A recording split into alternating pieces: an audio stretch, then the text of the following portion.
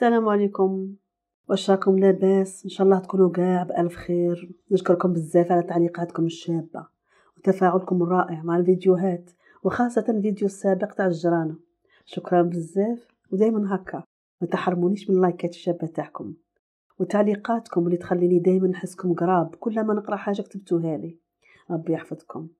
وعن الصوت يا خوتي غير سمحولي، راني كل خطره نجرب حاجه جديده باش نرفع من الصوت، وهاد الخطره جيت نكحلها عميتها. كان الصوت مغموم فعاود انه يكون عالي ومرتفع. ان شاء الله الصوت غادي يتريقل دروك. قولوا لي رايكم في الصوت اذا كان مليح في التعليقات، ونتمنى لولادي اللي عندهم الامتحانات نتمنى لهم النجاح ان شاء الله. ونبداو يا خوتي بلا اطاله في حكايه اليوم. حكايه غريبه وبزاف غريبه بصح حقيقيه. تقول صاحبة القصة: أنا سموني سعاد، جيت نحكي لكم على قصة حكاتها لما صارت من بعد الاستقلال سنة 1962. غادي نحكيها لكم كلي ما راهي تحكي لكم فيها. تقول أما: أنا اليوم راه عندي 70 عام، تبارك الله، الله ربي يطول لي في عمرها ويطول في عمر كل أمهات، قولوا آمين. بس الحكاية اللي راح نحكيها اليوم تقول أما: كنت فيها شيرة صغيرة، كان عمري ما يفوتش 10 سنين. كنت نعيش مع بويا وما وخوتي في واحد الحي قديم في وهران. كان ذلك الحي شباب بزاف وتحس بطاقة إيجابية، الناس فرحانة، صغار يلعبوا ويضحكوا. مالغري كان كاين الاستعمار. كل صباح كنت نشم ريحة الكسرة تعطي من الكوشة ومن الديار، وريحة القهوة الله الله. غير تفوت على كاش دار في وقت القهوة تصرعك ريحتها. كل شي كان عنده ريحة قوية ماشي كيما دروك. وريحة الزريعة تاني اللي كانوا الناس يغرسوها في وقت الربيع. كانت الدنيا تما غير بحاير. البحاير هما الجنانات، الناس كانوا يزرعوا في ديارهم، والبحاير كانوا كبار بزاف. ما كانتش البلاصة معمرة بسكاني، لا، كانت معمرة بالبحاير، سكاني قلال. كل واحد في داره داير بلاصة وين يغرس، نقور وعرب تاني. كنا نضلوا نلعبوا في الزنقة مع ولاد الجوارين. كيجي المقيل كل واحد يدخل لداره باش يرقد، ولا نقعدوا نسمعوا في الحكايات تاع الناس الكبار في العائله، واللي عنده جداته تحكي له واللي عنده جده يحكي له. كانت الزنقه تاعنا فيها العرب والقور، فرنسيين واسبانيول، وكانت الدنيا بسيطه، الدنيا بسيطه والمعيشه بسيطه. وكانت كاينه واحد الدار طلع على البحر. كانت الزنقه تاعنا كاع قريبه من البحر، وهاد الدار جايه في التالي تاع الزنقه. دار كبيره قديمه، بابها من الخشب القديم والغليظ، تواقيها من حديد مزخرف. واحد الدار كي فيلا شابه بزاف، وفيها جاردان. من الحيوطه تاع الجاردان نشوف من تما شجر كبار تاع الصنوبر، تاع البلو، تاع الكاليتوس والميموزا. الله الله على الميموزا اللي يعرفها. والشجره تاع الباكور تاني كبيره بزاف، تطل من الحيط على برا. كل ما يجي موسم تاع الباكور تلقانا كاع حنايا كاع الصغار يدوا الباكور وياكلوه من تما، والدنيا هانيه. كان يسكن في ديك الدار واحد اسبانيولي وعائلته سموه خوسي، وكان راجل طيب. دائما كان يقعد قدام الدار على الكرسي، وهذا الراجل ما كانش كبير بزاف. عائله خوسي هذا اللي كانت تسكن في هذه الدار كان لاباس عليهم طبعا كما كاع المعمرين. المعمرين هما عائلات اللي جاو من فرنسا من بلدان واحده اخرى غربيه، ثم كي استعمرت فرنسا الجزائر هما جاو يسكنوا، هذوك سموهم معمرين باش يعيشوا. مهم كان عندهم بزاف الاملاك، وكاع المعمرين كان عندهم الاملاك. الجزائريين ما كانش عندهم بزاف، زعما كانوا عادي، كاين متوسطين وكاين فقراء. اللي كانوا اغنياء غير معمرين سكنوا في هذه الدار سنوات طويله، وعاشوا حياه يعني تاع البذخ تاع الغنى وكاع. هذا خصي عنده زوج ولاد، بنت وولد، رافائيل وإيزابيلا. كانوا صغار وكانوا يقروا. وهاد العائلة عندها سنين ومنين عايشين في ديك الدار. جاو مع الاستعمار، وتعرفوا بلي الاستعمار قاعد في بلادنا قرن و30 عام. ثم هما تبلدوا والجوارين يبغوهم، وهما تاني يحترموا الجوارين ويهضروا بالعربية المكسرة تاعهم. نهار الاستقلال وقعت واحد الحادثة حتى اليوم ماركياني في راسي. أنا في الاستقلال كنت غير صغيرة، وقعدت شحال وانا نشوف لي كوشمار منها. مع الاستقلال كاع القور اللي كانوا عايشين في الجزائر خرجوا من البلاد، مش كاع تما الأغلبية. هذيك العائلة تاع خوسي ما لحقتش تخرج من البلاد ولا تهرب. هي جا واحد الرجال من الأحياء القريبة من الحي تاعنا، قد ما كانوا الناس تما كينا فرحانين سورتو لي جون، قد ما كانوا فرحانين بالاستقلال كان تاني هناك الحقد، تصفية الحسابات. هي هادوك الرجال صدموا على ديك الفيلا وقتلوا العائلة كلها، خوسي ومرته وولاده. انا كنت نتمشى تما خارجه من ليكول، حنا كنا نقراو عند لي سور. بكري ما كانش مدارس فيها العربيه ولا الناس يقروا العربيه في وقت الاستعمار، كنا نقرو عند لي سور مع الكور وكل شيء كنقراو بالفرنسي. كنت خارجه من ليكول ونشوف واحد الراجل نعرفه مليح، هذا الراجل مداري نشوفه، كان خارج من ديك الفيلا في يده خدمي كبير معمر بالدم وكان يغسل فيه برا. كانوا هادو كما قلت لكم معمرين بالحقد على الاستعمار، داروا على كاع هادوك الكور اللي كانوا عايشين تما وما هربوش، غير لي سور اللي ما داروا لهم والو، وما زالوا حتى اللحظه راهم كاينين لي سور في وهران ومعروفين وعايشين عادي وسط الناس. المهم انا داك المشهد مازال في راسي وشوكاني، عمري ما قدرت ننساه. كانوا الناس معمرين بزاف، معمرين من الاستعمار وراحوا ينتقموا بديك الطريقه. ثم ماشي الناس بزاف، غير رجال ومعدودين يعني يعدوا على الاصابع. كانوا معمرين بزاف، قلت لك الناس من داك الوقت اللي تهجروا والناس اللي تسجنوا واللي تظلموا، فراحوا انتقموا بديك الطريقه. ودوك الديار اللي كانوا عايشين فيهم داك القور في الحي تاعنا في زنقتنا، القور اللي خرجوا من البلاد مع الاستقلال داوهم الناس، كل واحد زعما صدم على فيلا وسكن فيها، وكانوا ديار شابين بزاف، فيلات ومع بحاير وكاع بزاف الناس داو دوك الديار اللي كانوا عايشين فيهم القور، دوك المعمرين كما قلت لك.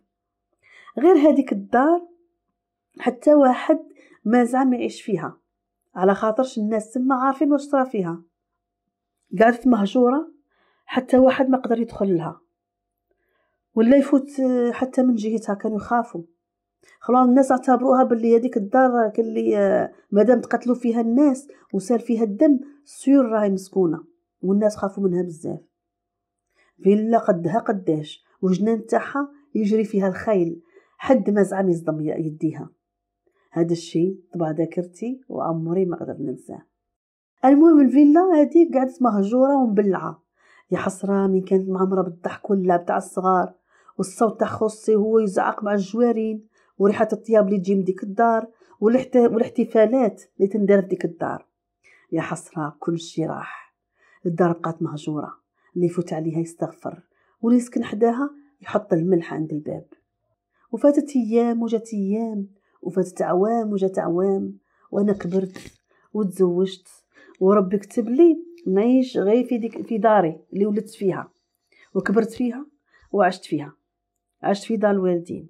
هذيك الدار اللي عشت فيها اللي زدت فيها انا اصلا كان بويا هو اللي بناها بيديه، بويا كان ماسون، وربي كتب لي فيها تا دارينا. هذيك الدار تاني فيها قصص بزاف، مش عارف فيها بزاف، فيها البركه، فيها ممكن واحد النهار نحكيها لكم ممكن. تسمى ديك الدار بناها بويا بيده، وانا تولدت فيها وكبرت فيها وعشت فيها وقعدت فيها. كاع خوتي وخواتاتي تزوجوا وسافروا، اللي هاجر، واللي بدل مدينه، الوالدين توفاو الله يرحمهم، وانا قعدت عايشه في ديك الدار مع راجلي وولادي. عندي 5 ولاد، 3 بنات و2 ولاد. وديك الفيلا غير هي اللي حد ما جاي يسكن فيها، قاعده مهجوره وتخوف، سيرتو دروك من فاتت عليها سنين ومنين، ولات قديمه مغبره. لي بلون تاعها شجر تاعها ما ماتوش سبحان الله، مالغري حد ما يسقيهم، بصح هاجوا. غير دوك الشجر الكبار يخوفوا كتر من السكنه القديمه اللي كانت من القرميد، الشجر يخوفوا كتر من السكنه. حتى جات سنوات التسعينات، من الستينات للتسعينات، وقت العشريه الكحله. حنا في وهران ما كانش الهول بزاف، بصح لي زونفيرون وين كنا حنا عايشين وحدا البحر بلاصه بعيده شويه، نشوفهم يفوتوا هذوك اللي ما يتسناوش، يبعثوا براوات لليكولات والليسيات باللي ديروا الحجاب للبنات، ولا حبسوا القرايه. المهم كاين شويه الارهاب عندنا وكان الخوف، وبصح عمرهم ما وصلوا لنا. كاين بصح عمرهم غير بعيد هكا، غير رسائل ونشوفوهم بصح ما وصلوناش زعما ضرونا تاع الصح. وكان الخوف والرعب تاني. البلاد تبدلت، الناس تهرب تحوس على الأمان، الناس خايفة، حد ما يثق في حد، ولا أخ يثق في خوه، ولا الجار يثق في جاره، ولا الأب يثق في ولاده. تخيلوا واحد يشك في واحد. كانت عندي أنا بنتي كانت تشك في خوها الكبير وتقول لي ما راش عاجبني، كانت خايفة منها بزاف. بصح الحمد لله ما كانش معاهم وما كانش منهم، كان غير مزير شوية وديجا هو قاري ويخدم على الدولة. المهم غير باش نقول لكم باللي كان واحد يشك في واحد، وخايفين الناس من بعضهم البعض، كل واحد يقول وقيل هذا معاهم. واحد النهار العشرية السوداء، العشرية الكحلة، جات واحد العائلة من الشرق، جاو من واحد دوار صغير، راجل ومرته كانوا هاربين هما تاني من دوك المجرمين. قال لك دوارنا كان معمر بيهم وجاهم تهديدات أي هربوا، وين يروحوا يجوا عندنا في حومتنا. شراو ديك الفيلا اللي حتى واحد ما بغى يسكن فيها، شراوها برخص التراب باطل. هذا الشيء صابوها باطل طمع هذا الشيء طمعهم، قال لك راهي رخيصة نشروها. هاد العائلة جديدة ما تعرفش القصة تاع ديك الفيلا، ولو كان عرفوه زعما ما نظنش يسكنوا فيها. الناس قاع سكتوا، حتى واحد ما هضر ما دخل روحه. قال لك احنا نعرفوا واش صرا في هاد الدار، على بها رانا خايفين منها، بصح هما ما يعرفوش، خلوهم يسكنوا فيها وقيلا ما كاين والو، غير احنا خايفين وصاي. وكاين اللي فرح وقال الحمد لله تعمرت هاد الدار، ما تقعدش هكذا خاويه وساكته كالمقبره. والراجل المسكين كان باغي يعيش حياه جديده في دار جديده بعيد على الرصاص والخوف والخدامه. ايه مسكين ما راش عارف واش راح يستنى فيه، ولا احنا رانا عارفين. احنا حسبنا بلي صاي تسكنت الدار وصاي هنا تكمل، وحنا دوك المجرمين كيما قلت لكم ما راهمش لهذيك الدرجه مسيطرين عندنا. قلنا صاي ما غادي يصرا والو. داك الراجل اللي سكن فيها سموه الهاشمي، باش ما نقعدش نقول هذاك الراجل، داك الراجل سموه الهاشمي، كان فلاح مسكين وهرب من الفيرما تاعه وجا لهنا. والام يعني مرته سموها خديجه، مرا مسكينه بسيطه وعاقله، وعندهم بنت وزوج ولاد، والصغير كان عنده غير 3 سنين. جاو مساكين سكنوا في هذه الدار فرحانين غادي يبداو حياه جديده، ووهران كاع كانوا يقولوا وهران فيها حتى حاجه. هي ايام الاولى كانت هاديه وكالم ونورمال وكل شيء لاباس كل شيء بخير. بصح بنتهم اللي كان في عمرها 10 سنين كان دائما تقول لهم غادي نلعب مع واحد البنت في الجاردان، وتعطي المواصفات تاع ديك البنت بنفس المواصفات تاع بنت خصي إيزابيلا، بنفس القش تاعها اللي تلبسه. كانت امهم تجي تحكي لنا، مسكينه كانت تجي تحكي لنا الصوالح البيزار اللي صراو عندهم، وشويه بشويه حتى امهم ولات تشوف لي كوشمار، والصباح كي تنوض تقول لراجلها راني حاسه باللي ماناش وحدنا في هذه الدار. غريب بزاف، حنا ما فهمنا والو. اسكو صح الدار كانت مسكونه على جال تقتلوا فيها الناس، ولا ولات مسكونه على جال مر اللي صرات بلعت سنين طويله؟ ما عرفناش. واحد النهار، وكان نهار الخميس نعقل في الليل، دخلوا ناس مسلحين من الجماعه هادوك اللي ما يتسموش للزنقه تاعنا، قعدوا يعيطوا في الليل، تكون هكا 12 تاع الليل، وحنا يسمعناهم متنا من الخوف، طفيين الضواء وقاعدين نطلوا الطاقه، بارسيان تاع الطاقه. شفتوا الطاقه فيها اللوح، فيها الزاج، كان الزاج محلول واللوح فيه هكا خطوطه، ماشي خطوطه كل لوحه كم باش يدخل الهواء، هكا مخطط باش يدخل الهواء وتنجم تشوف فيه. حنا نطلوا من تما بصح حتى واحد ما يقدر يشوفنا من تما مع الظلمه، يعني لو كان شعل الضو ممكن نبانو بصح ما نبانوش كي تكون ظلمه وتقدر تشوف كلش. المهم كانت الشامبره تاع البنات والشامبره تاعي فيها داك البارسيان، وكنا نرقبوا من تم، قعدنا نطلعوا من تما. شفنا رجال ملثمين كانوا 10 هكا وحنا ميتين بالخوف، قاعد نقول يا ربي واش راح يصرى لنا، يا ربي واش هو هذا، حسبناهم غادي يدخلوا عندنا. اللي رافد السلاح، اللي رافد الخدامه، اللي رافد الشواقير. واحد منهم نقز من الحيط تاع ديك الفيلا ودخل للجاردان وحل على الاخرين. اي دخلوا قاع الداخل، ما وريناش يشوفوا حتى حاجه غير الزقا والعياط والتواغ.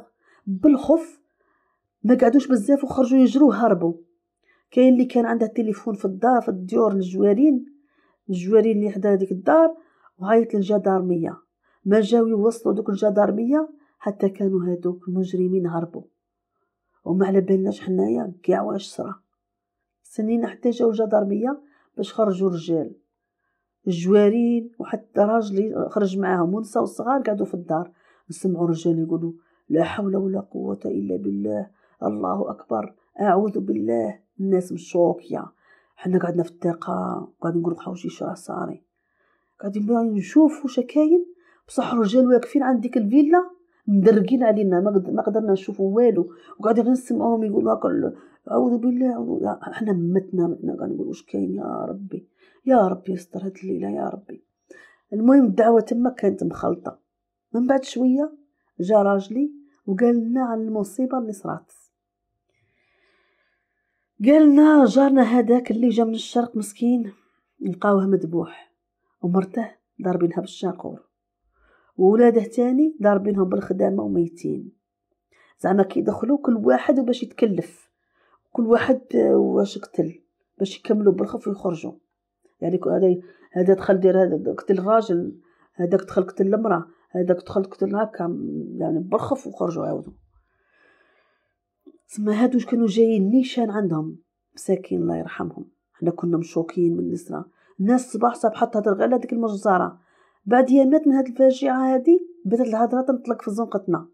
قالوا باللي كان مع هادوك المجرمين اللي قتلوا العائله ولد خو هذاك الراجل، ولد خو الهاشمي زعما يكون عم هذا اللي كان مع دوك المجرمين. وراهم يقولوا باللي بيناتهم انتقام وحسابات كبيره.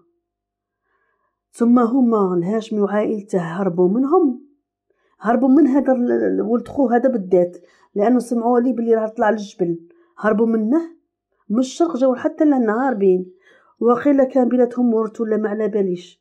قلت لكم هما هربوا منه من الشرق حتى على الغرب، وهو لحقهم وما تهناش حتى كملهم. وكانوا معاه هادوك اللي ما يتسموش. ايوا العائله كلها مشات مساكين، هربوا من الموت طاحوا فيه. وانا قعدت نشوف غير نفس المشهد اللي صرا هذيك اكثر من 30 سنه. تاريخ يعيد نفسه، نفس المشهد، نفس الدم، نفس الموت. هذيك الدار تحسبها ما شبعتش من الدم.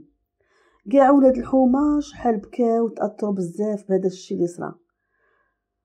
وعاود ديك الدار تبلعت كما كانت مبلعه من قبل.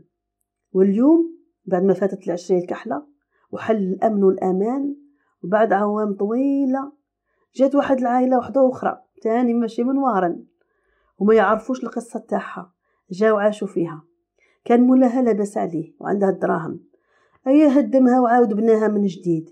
دار فيها بزاف تاع لي زيطاج باش يزوج ولاده ويعيشوا معاه، كل واحد عطاه ايطاج. وقعد داك الجنان الشجر تاعه كبار كبار بزاف. وكل ما نفوت على ديك الدار نتفكر واش صرا. ومرات كي نفوت عليها على ديك الدار نتلاقى مع مولاتها، مولات الدار، ونسقسيها نقول لها صباح الخير جارتي كي راكي دايره؟ هي تقول لي لاباس الحمد لله. وبعد ما نسقسي على الدار واذا والفت وكاع نقول لها الله يرحم بوك بغي يولي لي ما تسمعوا فيها والو هاد الدار. هي تقول لي واه والله خطات نسمعوا فيها صوالح. سقسيني تقول لي علاش؟ نقول لها والو، غير جايه كبيره وجنانها كبير ما شاء الله، من برا تخوف. هي تقعد تضحك وتقول لي واه صح، هي تخوف بصح، تحسها معمره. كاين واحد الديور فيهم موالين الدار مجنون وكاع راكي عارفه. وانا ما نبغيش كاع نقعد فيها وحدي، ما نقري كاع هدمناها وبنينا بنيان جديد بان جديده، بصح والله فيها الرهبه وانا نخاف منها. وكان ما يقعدوش معايا في الدار كاع ما نقعدش فيها وحدي، سورتو كي نكون في الجنان في الليل ولا نطل متاقع الجنان. قالت لي هذوك الجر يبانوا لي بني ادم ويديهم طوال، وقعدت تضحك وانا تاني نضحك معاها. بصح هذوك الجوارين تاعنا جدد حتى واحد ما قال لهم واش صرا في ديك الدار. وهذه حكايه الدار المسكونه، هذه حكايتها اللي صراو فيها زوج تاع المجازر. والله ما انا فاهمين اسكو الدار هي اللي ماشي نورمال تقتل اللي يسكنوا فيها، يعني مسكونه على بها تقتل اللي يسكنوا فيها، ولا هي ولات مسكونه على خاطرش تقتلوا فيها الناس. الله أعلم. هذا الدار قاعدة تلغز، وهذه هي الحكاية الغريبة بصح حقيقية. قولوا لي نتوما واش رايكم في التعليقات، واش قصة هذا الدار في رايكم؟ وانا غادي نخلي لكم رابط الفيسبوك تاعي حكايات الوهرانية اللي عندها قصص ما بعثهاش من قبل لأي قناة ويبغيني نحكيها في قناتي يبعثها لي في الفيس اللي غادي نخليه في أول تعليق. والفيسبوك تاعي مهم باينة فيه اللوغو نفس اللوغو اللي في القناة وكاع. وما تنسوش اللايك الشباب تاعكم وبارطاجوا في الفيديو هذا مع أحبابكم اللي يبغوا القصص الحقيقية والواقعية والقصص تاع العشرية باش عائلتنا تكبر. وشكرا بزاف لكم، تهلاو في رواحكم.